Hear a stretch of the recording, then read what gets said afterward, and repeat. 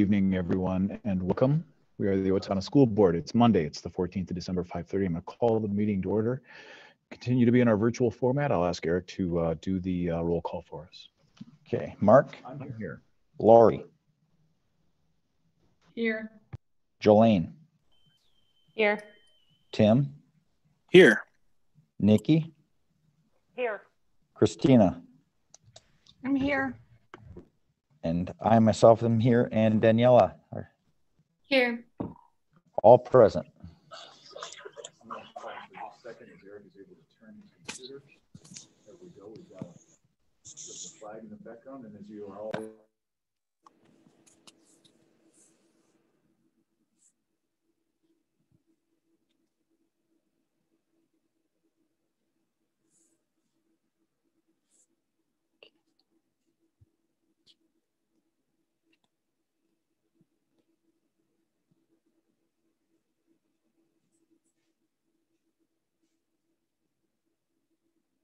First item tonight would be to approve our agenda.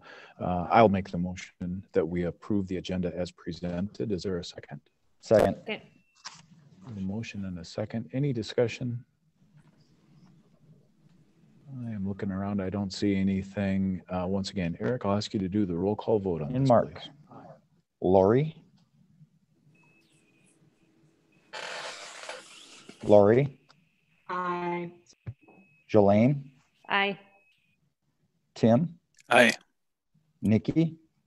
Aye. Christina. Aye. And I myself's an aye. 7-0. Pass. Motion carries. Thank you. I'm going to turn things over to Mr. Elstad for our mission moment tonight. Thank you, Mr. Chair, members of the board. Tonight it is my honor, as part of our regular board meeting, we honor staff or students that are truly living up to the mission that we have set as a school district, and certainly within our commitments.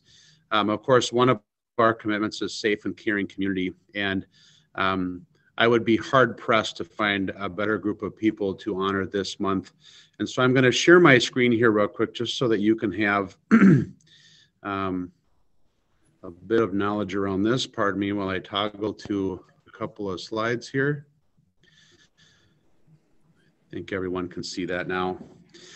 I'll just going to go to the quote and then I'll go from there. We cannot educate children who are not healthy, and we cannot keep them healthy if they're not educated. There has to be a marriage between health and education. That's by Dr. Jocelyn Elders. Our health services staff within this district are second to none.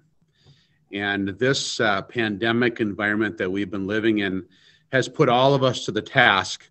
But I would tell you that without the work that these individuals are doing as school health services staff and school nurses, we would not be able to function as a school district right now. And certainly I want to call to the attention of our school board and anyone that's listening, the leadership of Amy Jo Havelka. She's not only our health services supervisor, but is also our district COVID coordinator, and has done a remarkable job of building systems and creating trust within our system that has helped us navigate through these very uncharted waters. I just want to name them. I think it's important that our community, as well as certainly our board members, know that these individuals, Julie Brown, Judy Wiersma, Renee Sandsmark, Amelia Howell, Stacy Kirsch, Holly Heathman, Anna Durst, and Annette Hansen, have added such value. And I don't think there's been a time in school history where people know their nurses better than now. And so I just wanted to lift them up to our board and community tonight. I can't thank them enough for their tireless efforts for really making this pandemic go as smoothly as it can. Just a couple of comments. You cannot imagine the amount of case and contact tracing that this group has done to make sure that we're mitigating this the best we can. In addition to putting their own health on the line when students have been COVID positive in school, as well as staff members.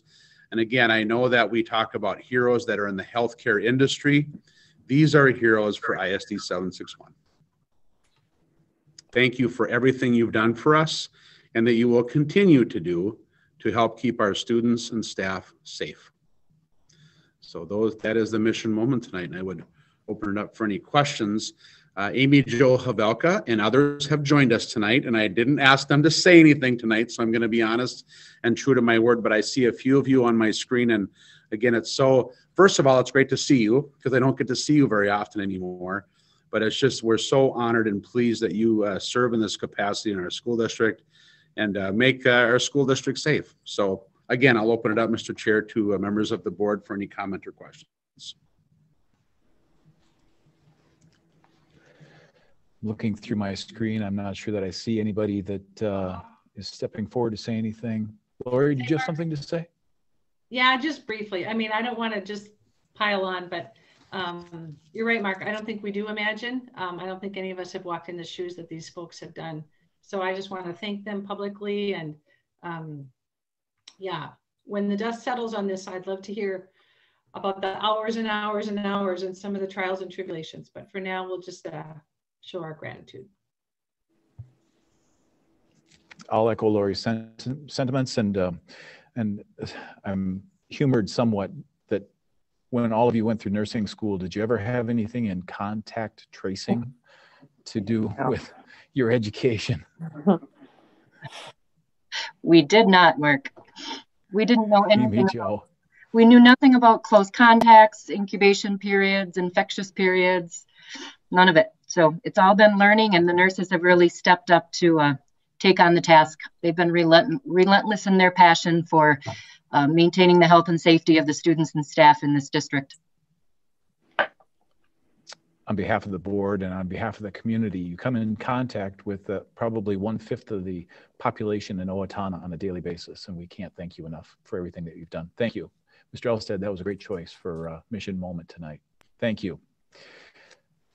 We're going to move on. I'm going to turn to my right. I'm going to look over here at Sarah one last time to see if there were any late arrivals with public forum. Does not appear as that was the case, so we will continue to move on. Item 6 tonight is for general information. I'll take them one by one. Does anybody have a question for Mr. Elstad or members of his staff for anything that appeared in the enrollment report in tonight's agenda? I don't see anything. I'm going to move on here as well to the City of Owatonna. There was some tax increment financing information that was a part of your board packet. There are a couple of projects that are happening in downtown Owatonna. One is an apartment complex and one is a hotel.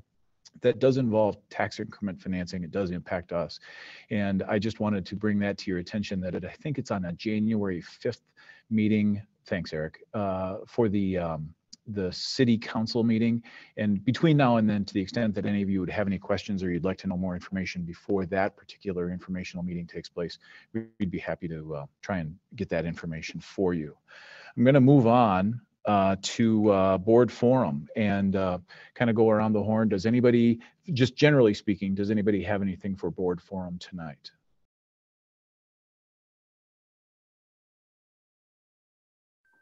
Yes, sorry, had to get my button unmuted. I know that this is Christina's last meeting tonight, and I would just like to thank her for her years of service to the school district. And I have thoroughly enjoyed working with you and learning about how you think and your influences. And I'm going to desperately miss you on the policy committee, just so you're aware of that. But thank you so very much, Christina. I really appreciate you. Thank you, Jolene. I know that probably some of the other board members would have some things to say here as well. I'd open it up and make it available.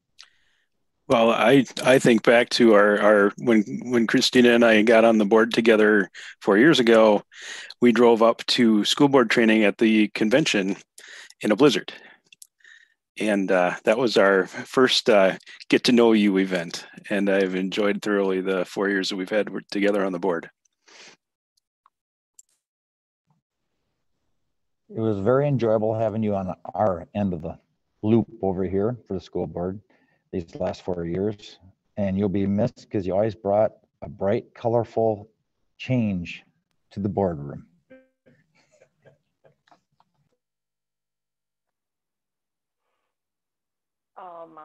I guess I would like to also add, Christina, I will very much miss you as we kind of learned in some of our classes that we've done. I don't think our personalities, I'm generally a little more outgoing than yourself, and you have helped me understand that not everybody thinks the same way, and yet every time you speak, I learn something, and I'm going to greatly miss you. Thank you, Christina, for your service. I too, I particularly have appreciated your perspectives.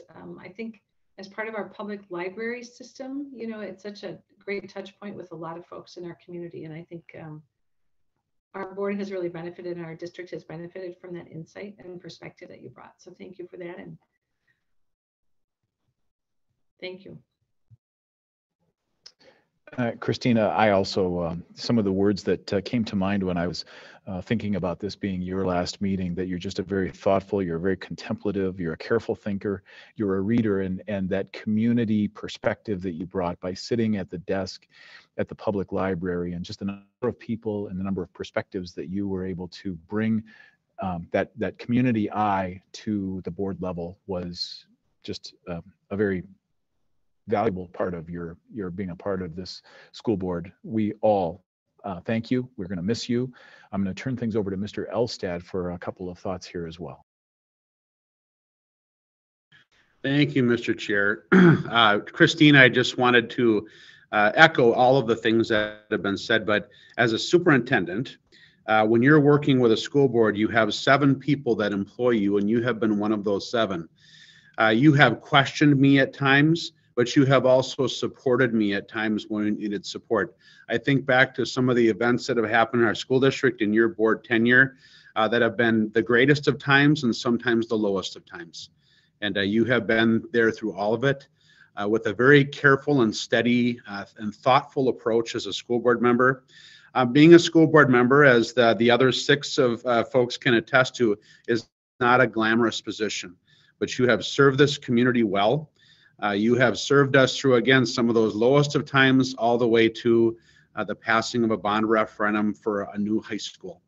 And those are things that you will be remembered for, and you will be part of the commemoration as we move forward and move into that new building. So Christina, from a superintendent perspective, thank you for believing in me. And also thank you for the service that you have provided the thousands and thousands of students that have been here while you have served in this capacity, as well as over 1,000 staff members. Thank you, Christina, on behalf of myself and our staff.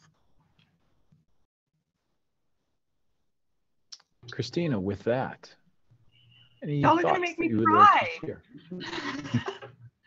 I just want to say it has been an absolute privilege to serve on the board for the last 4 years. I wouldn't have made it through day 1 without Tim driving me through a blizzard, because I would not have made it. So thankfully, that was a great way to get things started. And it has been such a learning experience, and I have learned something from each and every one of you. It has been an honor to serve, and I'm kind of sad that this is my last meeting. I don't know what I'm going to do on Mondays. Thank you all so very much. Christina, thank you. And there are probably a couple of items that Sarah will need to collect from you. And when you do stop by, there's a nice little parting gift from the school district that is the customary gift for an outgoing school board member. And it'll be with Sarah. You can pick that up at your leisure. Thanks. Thank you.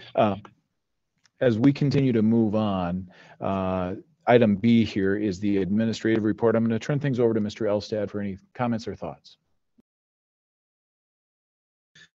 Thank you.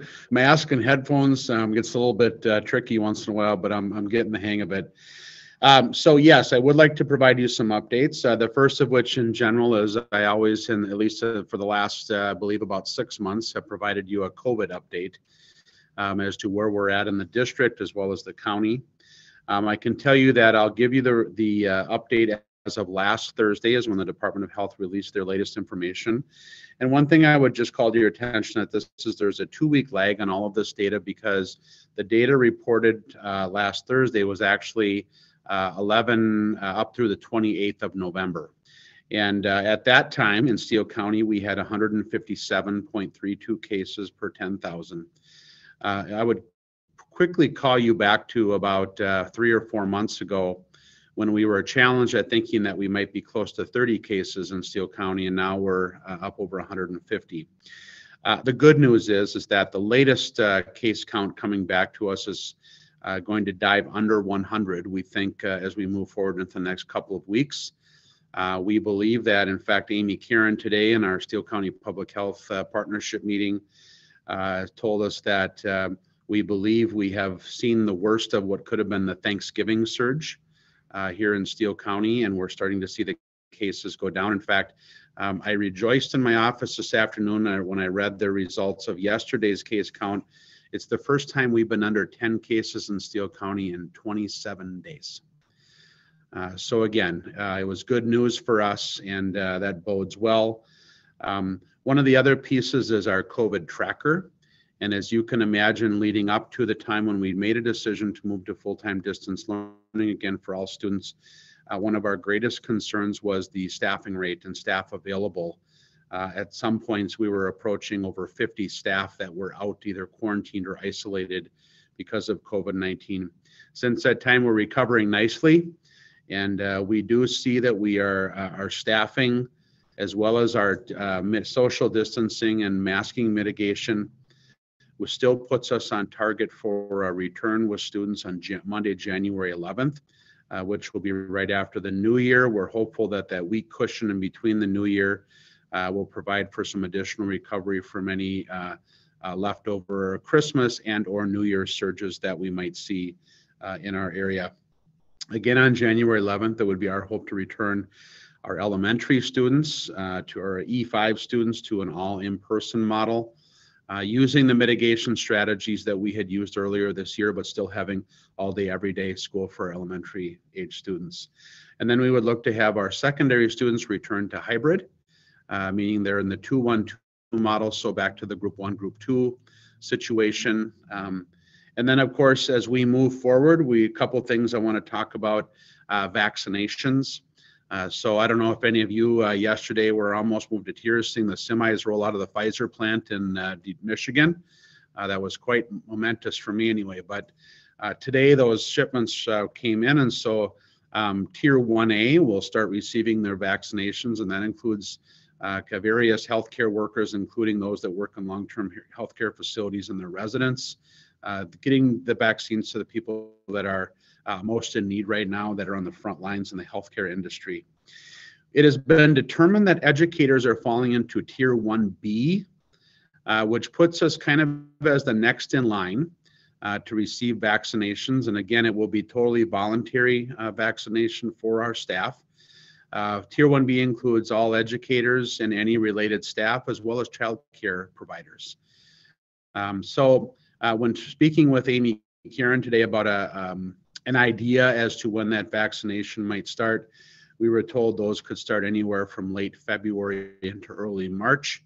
There is a 28-day period between the first dose and second dose of the vaccination, which puts us on target, hopefully, to have a number of our staff fully vaccinated by mid-March, which is good news, because the more staffing that we have and the available staff means we can continue to conduct school and hopefully look at even bringing more and more students back to in-person learning, which has been our goal from day one. It's just taken us a long time to get there. But again, that's kind of where we sit with vaccinations. The last item related to COVID is activities. So I'll give you a quick update there. And then I will pause to ask if there are questions from board members. Executive Order 20-99 that Governor Walz put in effect also included all youth and high school activities, which basically put a moratorium on those until the 19th of December, which is, by the way, this Saturday. Governor Walz is believed to he'll be making an announcement, we believe, on Wednesday in regard to either extending that executive order or withdrawing the executive order or changing the dates therein. So we're waiting for some additional guidance from him before we make any final determinations in regards to activities. I will tell you that the activities directors, including Mr. Octerkirk and the other Big 9 ADs, have been working diligently to set what we believe are realistic targets for competition. So in the Big 9 conference, there have been no contests set until January 14th. which means that it gives some time. If it were delayed until, let's just say, a January 4 startup with activities, it could still have enough time between that date and the first competition to do tryouts and all of the first practices and so on and so forth. So again, we expect that we'll hear more information from Governor Walz on Wednesday, which will lead to our next step in the activities that would be available to our students and when those dates might be. So I'll pause on that and just ask if there are questions from any of the board members or student board member in regard to a COVID update. I have a question. It's kind of related to COVID. So with classes potentially resuming January 11th, it looks like the end of the semester quarter is the 15th of that particular week. Do you have many students that potentially are changing the direction as far as, I know they had to commit for the whole semester. Do you have any that are scheduled to come in, and does that change some of the way the numbers pan out? Yeah, great question. Thank you. So we have been in contact with our families about those that were choosing to return for second semester, which begins on Wednesday, January 20th. If you remember, the way the calendar lays out is the 15th actually is the last day of second quarter and first semester. And then January 18th is a PD day for our staff, Martin Luther King holiday, which is our typical case. And then Tuesday, the 19th actually is a work day for our teachers to wrap up final quarter and grading and things like that before we would begin third quarter on Wednesday, the 20th. When we've been in contact with parents, we are seeing that a number of students, and I wouldn't say a number, I would say a number of students are coming back that we are able to take in within our system, again, are coming back to us. I met with Mr. Kath today. It appears that we have 25 to 30 high school students that were originally in distance learning that will be returning to us.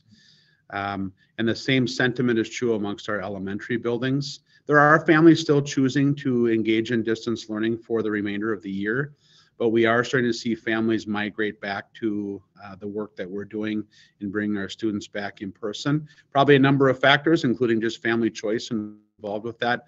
We're not seeing the regression the other way where we're seeing more families choose distance learning at this time. We're seeing it happen where more and more families are coming back. I think part of that is that even if we were to go to distance learning, anecdotal feedback from our parents has indicated that distance learning 2.0 is a much better product than the emergency learning we were doing last spring, and we would all shake our head and agree. And while I have the opportunity, I would just like to really take my hat off to Michelle Krell and her staff, as well as our teachers and other instructors that have just put in tireless effort to build a new system that is more effective than the one we had last spring. But long-winded answer, Nikki. Did you kind of get what you're looking for there? Yes, I did. One follow-up question though.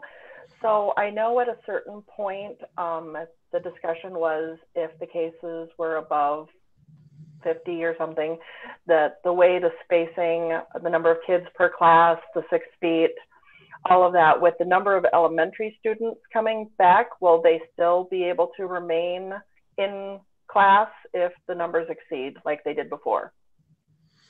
Yeah, Michelle is actually part of the meeting. Michelle, I'm going to turn it over to you. I know you might want to respond to that one as well. Certainly. So the way we structured all of our elementary classrooms within the district are that most classes are at that 20 or under. We might have a few that are 21 or 22, but we're able to social distance to 6 feet. So we were able to go to that hybrid model and ensuring 6 feet social distancing, a strict 6 feet social distancing prior to going to distance learning.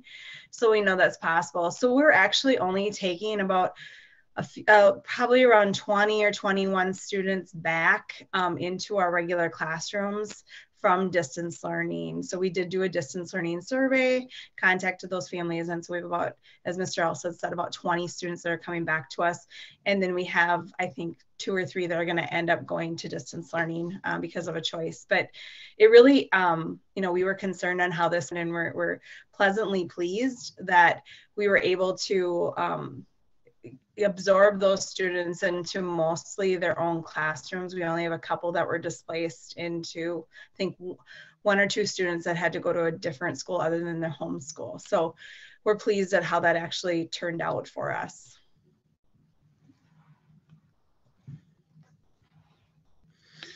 Any other questions in regard to COVID? Okay, we'll keep, go ahead, I'm sorry. Yeah, I have a quick question. Yeah, please, Danielle. I was one of the students coming back from doing online the first semester and going back in person the second semester. But for students deciding maybe to take all online again next semester, do you believe you would be able to provide the option like halfway through the semester, so third quarter, to be able to switch from online to in person again? Yeah, the only challenge that we have with that, Daniela, because we want to be as flexible as we can, recognizing that things can change within kind of the family. Maybe there's a healthcare worker that's now vaccinated, you know, all of those sorts of things that could come into play. We're trying to be flexible, and we'll certainly work with an individual family on that. The biggest issue we have with it is because we've had to structure our staffing accordingly because we have a number of students that have chosen distance learning.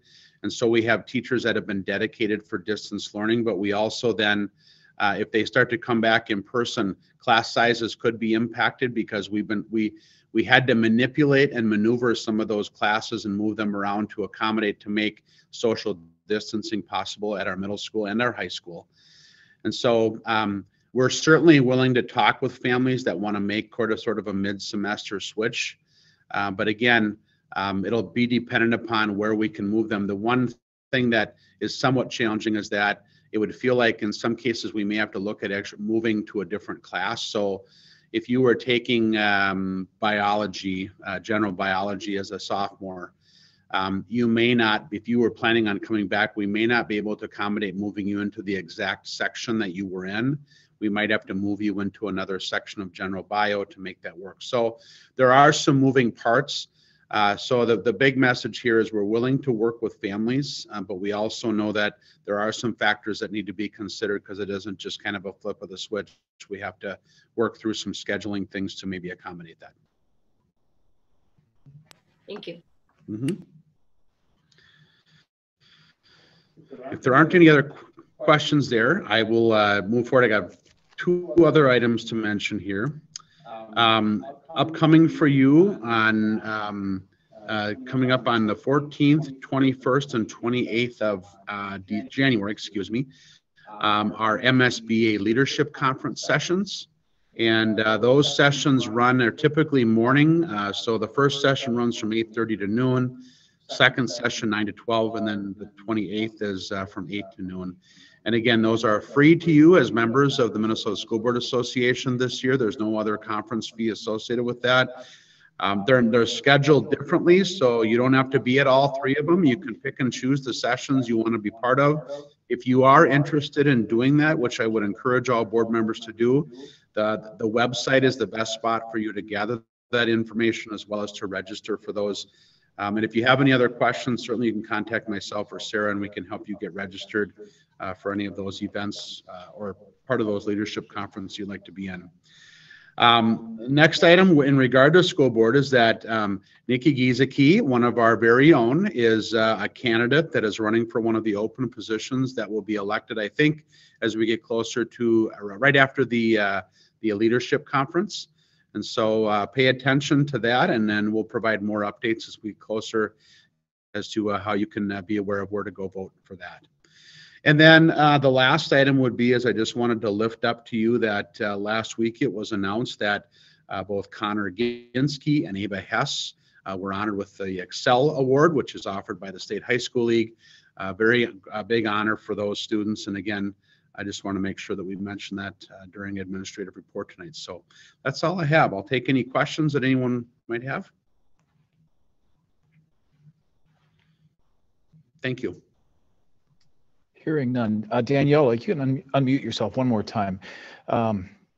Just a couple of quick things. Some insight from you as a student, how it was going with the distance learning, and if you don't mind, can you offer some perspective in terms of your decision to go back into the classroom? Well, teachers have definitely been adapting like quickly to the changes that we've been going through. And I really appreciate how thoughtful they are of how difficult it is to take online classes. But my decision with my family, we decided to do online the first semester was due to like my family and trying to keep my sister safe. But I have not spoken with them yet about the second semester, but I'm leaning more towards going in person because I think it just might be a little bit more easier since my classes are a little bit more difficult that semester. But yeah. Good. Well, thank you. I know that it helps us as board members to hear your perspective on that. So thank you very much. And Daniela, did you have anything else to add relative to board forum? No, it's not. Just staying busy with homework. Good. Keep up the good work.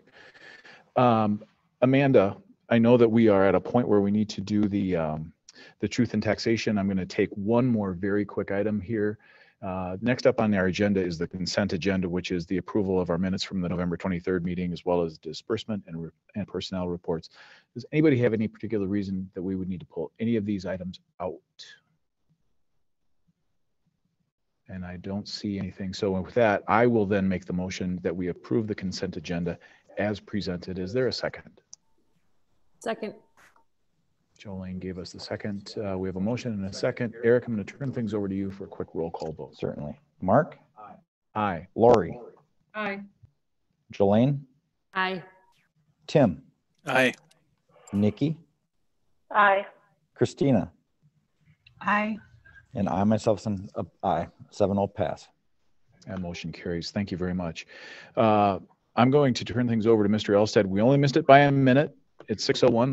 The record will reflect it. 6:01. We started our truth and taxation. I'll turn things over to Mr. Elstead for an introduction of Amanda Heilman and this very important part of our annual lineup of meeting, the truth and taxation. Are you all ready to go there? I am. I'm struggling with the mask and the headphones and yeah. Anyway, thank you, Mr. Chair, members of the board. So this is an annual thing that we will do to make sure that we are providing a very transparent way of taxation within our district. And so at this point, I would turn it over to our incredibly capable Director of Finance and Operations, Amanda Heilman. Amanda, the floor is yours. All right. Good evening, everyone. Thank you for having me here. Okay. Amanda, before we start, may I just have one other comment? I apologize while you're pulling it up. Just if there are members of the public that are listening and they want to add a question, I will be monitoring an email address, and that email address is levy@isd761.org. I'll be monitoring that during our presentation tonight, and we'll lift up any questions that we see tonight. And certainly, if the questions come in after the meeting, I'll share those with Amanda, and she will get back to the constituent that has asked a question. So thanks, Amanda. Go ahead. All right, thank you. So tonight we're here to do our truth and taxation, as we mentioned, for taxes payable in 2021. So I'm going to go through an overview of what the levy process looks like for us as a school district. I'm going to review school funding pressures that we are seeing as a school district. We'll take a look at our fiscal year 21 budget, and then we'll take a look at the pay 21 levy analysis. As Jeff mentioned, we will take public comment and any questions at that address of levy@isd761.org. And we'll take care of those at the end of the presentation. As you can see, there is quite a few steps in the levy process to get to where we are tonight. The step one starts with the city and county assessor really determining the market values for each parcel of property, then moves to the legislature setting the actual tax rates for those parcels of property, and then moves to the county auditor calculating the tax capacity for each parcel of property based on those tax rates.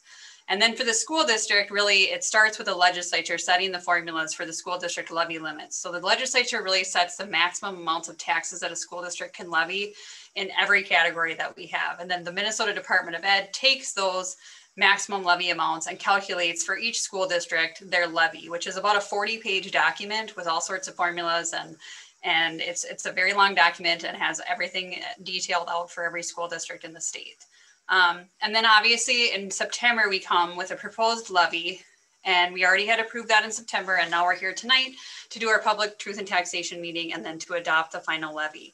As noted in this yellow highlighted, a final levy cannot be more than the preliminary levy except for amounts approved by voters. For us, we certified, as you recall, back in September, $16.3 million because our levy was, our operating levy was actually expiring at that time.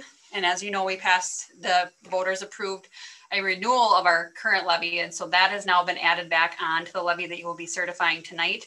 So as we'll see later in the slides, we'll be asking you to certify an $18.2 million levy certification at this time.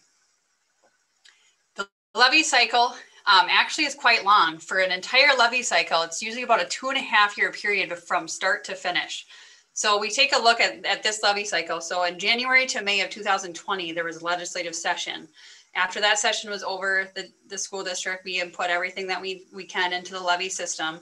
We come to you in September to do the preliminary levy certification, and then we go through October doing some adjustments. November, obviously this year we had the vote, and now we're here tonight to ask you to certify that levy. So once the levy is certified, the revenue is actually collected in January of 2021 through December of 2021, and actually becomes revenue for the school district starting July 1st, 2021 through June 30th.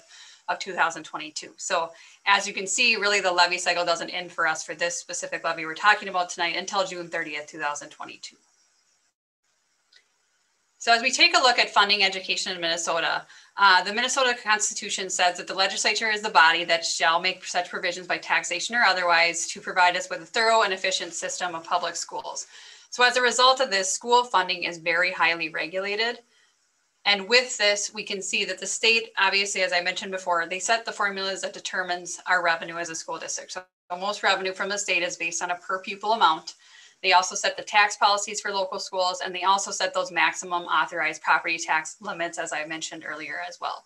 In addition to this, they also require school districts, as we very well know, to submit referendums for operating and capital needs to voters for approval. And with this high regulation, really there are quite a few challenges in funding that is created by this. As you can see, since 2002 to 2003 school year, the state general education revenue formula has not kept pace with inflation. And even with an increase that we were able to receive in 1920 and 2021 of around 2% for each of those years, our per pupil allowance as it sits right now of $6,567 would need to increase by another $503 or 7.7% to have kept pace with inflation since the 02-03 school year. And so for us, that equates to about a $3 million gap in funding. So as we move here on this chart, you can see that gap just continues to widen. And as we move into this next legislative session that will be setting the biennium, the 2-year budget for the state, is going to be imperative that our legislators take a look at this and to see if there's something they can do to fix this funding structure as we move forward, or this gap will continue to increase as we move forward.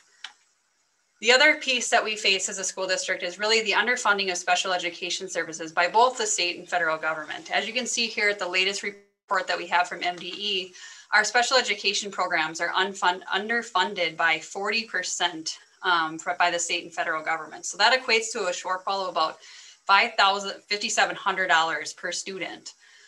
And what that means for us as a school district is when we have that underfunding of special education costs, we have to be able to make a transfer from our regular program resources to support that gap. And right now our cross subsidy as a school district is $7 million that we're covering from our regular general sources to help cover those unfunded mandates by the state and federal government.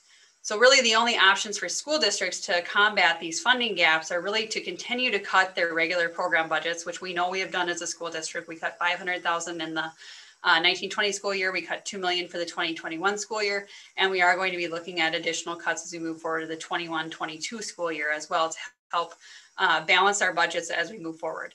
And then in addition to that, school districts look to increase their referendum revenue, and most districts look at doing both of these options. And as you can see, as a result of these funding gaps, as I had mentioned, we're growing dependence on additional referendum revenue. So for 2021, all Minnesota districts average around $1,506 per pupil for their referendum operating revenue. So in Owatonna, our total referendum revenue is $1,207 per pupil. So we are a little bit under the state average. $483 of that amount is voter approved, and $724 is considered local optional revenue. And that $1,207 per pupil brings in about 12% of our total general fund operating revenue. So as we take a look at our fiscal year 21 budget, school districts by law are required to have revenues and expenditures in separate funds. So, and each of those funds has a specific purpose. So you can see here, we have multiple funds within our district. We have general fund, which is our main operating fund. We have the food service fund, community service fund, building construction, debt service, trust, and internal service fund. And as you can see here, this is the budget that we, the preliminary budget that we approved in June, or that you approved in June as a school board. So you can see each different fund that I had illustrated earlier with the revenues and expenditures, beginning and ending fund balance for each of the different funds that we have. Tonight, I'm going to focus mainly on the general fund. And as we can see for the fiscal year 21 budget, our expenditures are slated to exceed our revenues by about $1 million, bringing our fund balance to around $5.7 million at the end of fiscal year 21. And we will be coming back to the school board in February with our revised final budget. So these numbers may look a little different when we do our revised final budget in February. So as we take a look at this pie chart, you can see out of the $63 million in general fund revenue that we have, 82% of that highly regulated thing I was just talking about comes from our state sources. 12% comes from property taxes, another 3% comes from federal sources, and the other local is our interest and our activity fees that we're collecting. So 2% comes from that as far as revenue goes. And our total expenditures, as you can see, with about $64.1 million in expenditures, a majority, over 80% of our revenues comes in instructional and pupil support. An additional around 8 comes from admin and district support, and then another 11% is to operate and maintain our buildings. So now we're going to review the actual taxes payable that we're asking you to certify here tonight. As you can see, our overall levy is increasing by 1.54%. It was 17.9 and 19 pay 20. We're asking you to certify 18.2 million tonight here. So an increase of around $276,326 or 1.54%. And as we take a look at the general fund levy limitation, we can see that that is increasing by $909,787, so 11.7% for the general fund portion. And I'll go through the main increases here on the next couple of slides with a couple of key components. We see the total referendum market value here increasing, as well as our LTFM increasing. So as we take a look at that operating referendum, local optional, and equity revenue, that's increasing by $199,852. We use these funds for general operating expenses. So there was no change in authorized levy per pupil, as we just had the main renewal on our operating levy. But with this specific revenue, these revenues are partially funded through state equalization aid. So when we take a look at the total property valuation for a school district, or the total tax capacity, when that is increasing, it actually results in a reduction in aid from the state, and then an offsetting increase in the local levy. So as our valuation increased this year, we see an offsetting increase in our local levy, and that's why we see that going up by $199,852. Our long-term facility maintenance revenue is going up $723,378. And this is mainly due to, as part of our 10-year budget that was approved with the June preliminary budget, the Pay 2021 levy actually includes an HVAC project for both Washington and Lincoln. And that's a majority of the increase for the long-term facility maintenance revenue that you see here. So this revenue is mainly based on our per pupil amount, and is actually adjusted over a 3-year period of time. So as we have projects that are happening and those expenditures continue to come in, they're matched up with the revenue and expenditures for those years. So we continue to see adjustments for a 3-year period of time for LTFM. The debt service levy, as we saw before, was decreasing $627,302. And we use these funds obviously to pay our principal and interest on voter approved bonds. And if you recall, in November of 2019, when we passed our $112 million bond referendum, we had to certify before we actually issued our bonds what we thought the interest rate was going to be. So we thought at that time the interest rate was going to be around 4%. And so that is what we had certified in the Pay 20 levy for our principal and interest payments that would be in this fiscal year for 2021 school year. When we actually sold the bonds and issued them in February of 2020, the interest rates actually came in at 2.25%, which was obviously considerably lower than that projected 4%. And so as we have adjusted now for that on the Pay 2021 levy, we see that decrease coming in to reflect the interest savings that we were able to gain from getting a 2.25% interest rate. And this is just a sample of what our actual property tax statements look like as you get that in the mail. One of the main questions I always get, and I just wanted to clarify, there's 3 different sections to the property tax. So you'll have your county section, your city section, and your school district section. And under the school district, there's always 2 categories. So there's a voter approved levy, which has our operating levy and also our bonds that have been approved by the voters. And then there's the other levy category. So the other levy category includes things that are set in law by the state legislature. So all of those things that we just went over up here, like operating capital, achievement and integration, safe schools, career technical, all of those pieces are categoricals that are actually set in place in law by the state legislators. And those fall into those other levy categories that are outside of voter approved territory. There are quite a few refunds as well that are available to homeowners that have either homesteaded. There's a senior citizen deferral. I'm not going to go through each of these slides in great detail, but it is something that you should, as a taxpayer, take a look at and work with your tax professional if you have one to see if you're eligible for these credits, because you could end up getting some tax refunds as you're doing your taxes. So it's really important to look for those things as well. So as we come down to the total, we can see that our total levy authority we're asking for tonight is 18.2 million. 61% of that, 11 million of it, is voter approved with either our operating levy or our debt service. And then the other 39% or $7 million is set by state law, coming down to that $18.2 million in total. As we take a look at our certified levy history, you can see that we've been really consistent from year to year. We really try hard as a district to not increase our tax levy if we do not have to. But as you can see, these 2 gaps that we're seeing here in the 15 pay 16, that was when our first bonds passed for deferred maintenance of some of our sites. And then our second bond passed in November of 19 and came into effect for the 19 pay 20 for our new high school. So you can see those 2 years where we had bumps, but really relatively steady throughout all the rest of the years as we take a look at this chart. So that is all I have for tonight. Were there any questions, Jeff? No, I just refreshed and I did not see any questions come in there. Okay, are there any questions from board members or?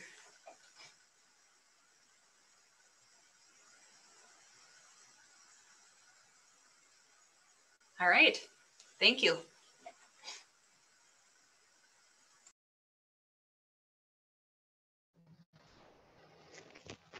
Okay, Mr. Elstad, any last comments on that? The only thing that I would implore is that folks that may have a question that you're watching this after the fact, the site is monitored, and Mr. Elstad would steer the question to Amanda, or whomever would be appropriate, to make sure that your question does get answered. That's correct. We'll be monitoring that levy, and any questions that come into that website or that web address will be sent to Amanda, and she will get back to the constituents. I would also encourage, if anyone has any questions, they can also just call. I would call the 444-8600 number, and that call will be forwarded to Amanda's office so that she can answer. Board members, anything else before we move on? Okay, hearing none, we will move on then to item 10 on our agenda tonight, which would be board action requested. And following up, it's the tax levy certification. I'm just going to dive in here. I'm going to move that the board approve the tax levy limitation and certification as was just presented. Is there a second? Second. We had Jolene with the second there. Let's open this up. Is there any further discussion before we move on? Okay, hearing none. We have a motion and a second. I'll turn things over to Eric for the roll call vote. Okay, Mark? Aye. Lori? Aye.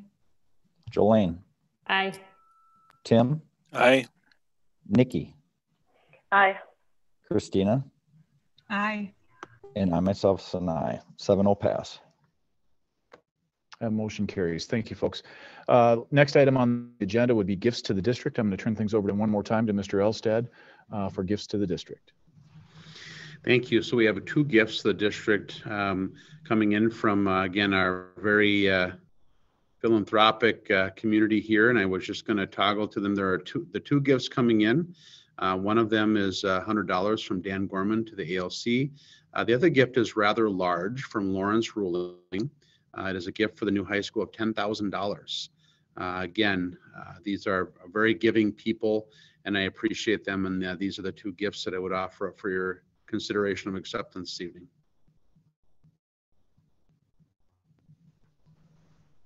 Any questions for Mr. Elstad with regard to the gifts? Okay, once again, hearing none, I will then move that the board approve the resolution for acceptance of gifts as presented. Is there a second? Second. Did you get it, Sarah? There's Lori. Sure. And I didn't see who the other one was. We'll give it to Lori, all right? We do have a motion and a second. Any further discussion? I will turn things over to Eric for the roll call vote. Mark? Aye. Lori? Aye. Jolene? Aye. Tim? Aye. Nikki? Aye.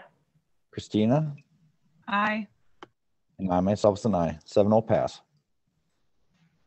That motion carries. The next two items on the agenda are two matters that will be considered by the school board in two separate closed meetings. The first matter being considered will be closed under the Minnesota Open Meeting Law, Minnesota Statutes Section 13D.05, Subdivision 2B, that authorizes the school board to close a meeting for preliminary consideration of allegations or charges against individuals subject to its authority and pursuant to Minnesota Statutes Section 13D.05, Subdivision 3B, that authorizes the school board to close a meeting for purpose of attorney-client privilege.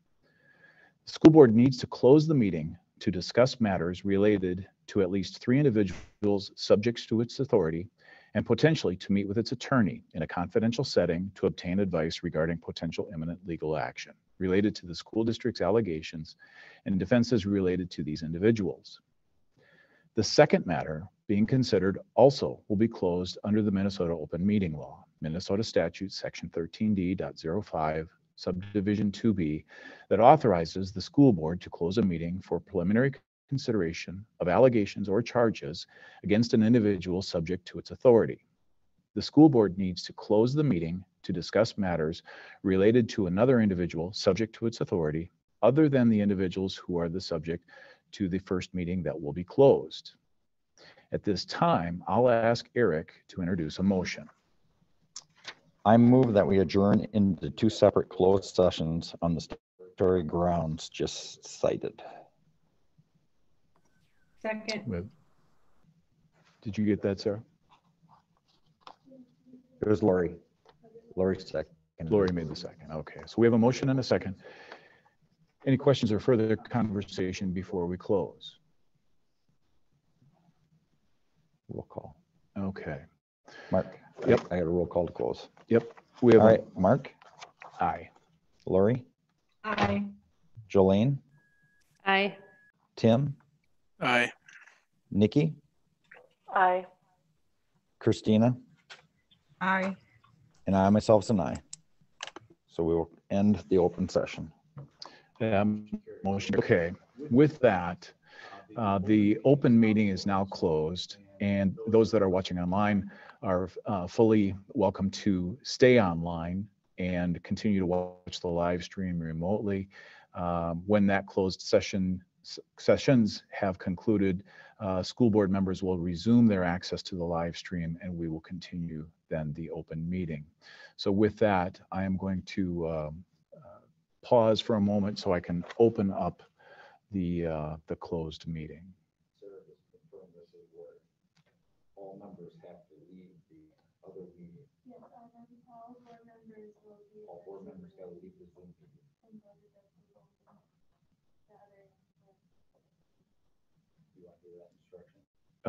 It does appear that.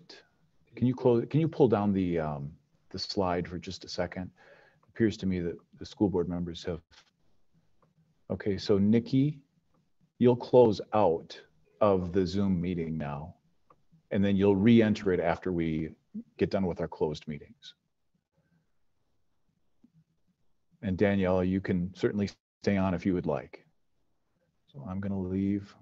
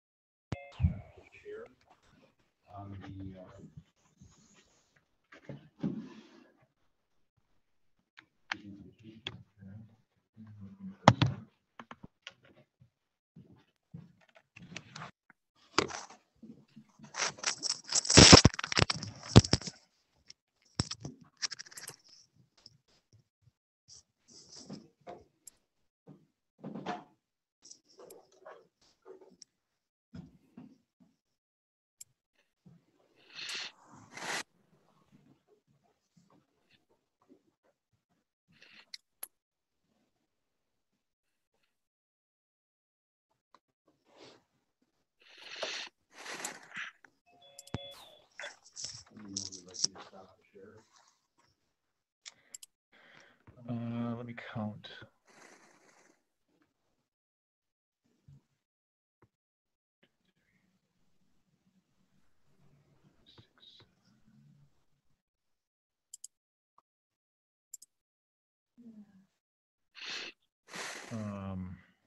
Somebody tell me how. We have 8, hang on. Let's see, we have Mark, Tim, Nikki, Christina, Lori, Jelaine, Eric, and Jeff. 1, 2. We're all on here except Daniela. Okay. Thank you. Yes, please.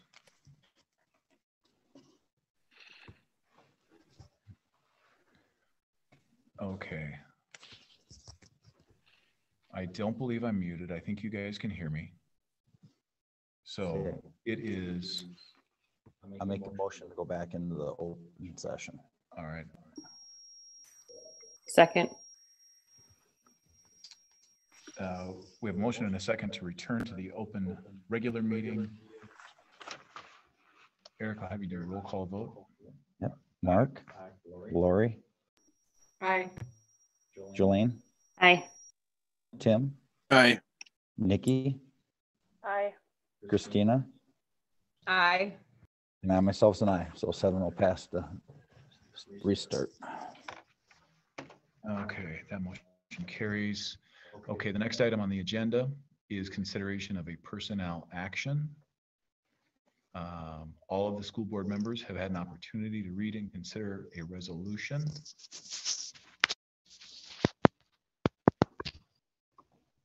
I will make the motion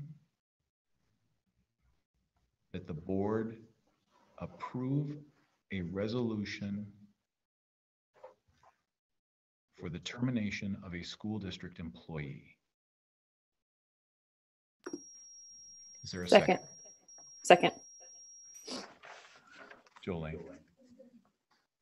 We have a motion and a second. Is there any further discussion? Hearing none, I'll ask Eric to do the roll call vote. Mark, Aye.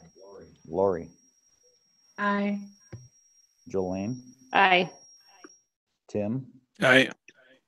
Nikki, Aye. Christina, Aye. and I myself's an aye. So 7 will pass. The motion carries.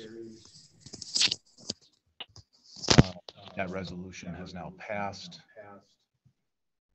I will make a motion then that we adjourn our meeting. Second. Second. We have a motion and a second. Eric, one last time for the roll call vote, please. Yep. Mark, Lori, Aye. Jolene, Aye. Tim, Aye. Nikki, Aye. Christina, Aye. and I myself's an aye. So 7 will pass the end of the session. Motion carries. Ladies and gentlemen, long meeting. Thank you very much. Appreciate your patience through all of this. Everyone have a good night. Good night. Night.